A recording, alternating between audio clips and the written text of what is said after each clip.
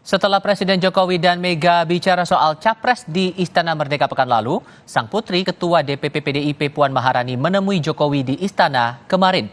Jokowi dan Puan bicara sejumlah isu termasuk pemenangan pemilu.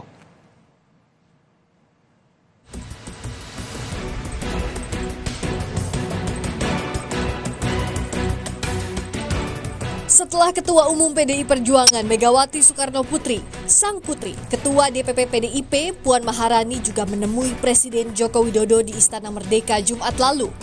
Puan menyebut membahas soal legislasi hingga persiapan pemilu 2024.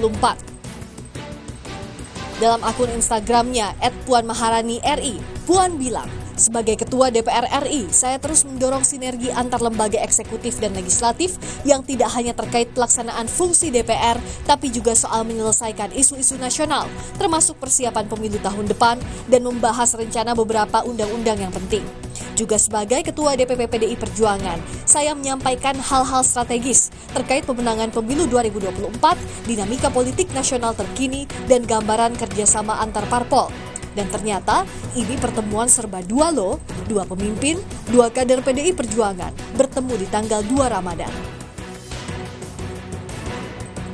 Sebelumnya, Presiden Jokowi juga santap sayur lodeh bersama Ketua Umum PDI Perjuangan Megawati Soekarno Putri sambil bicara Pilpres di Istana Merdeka.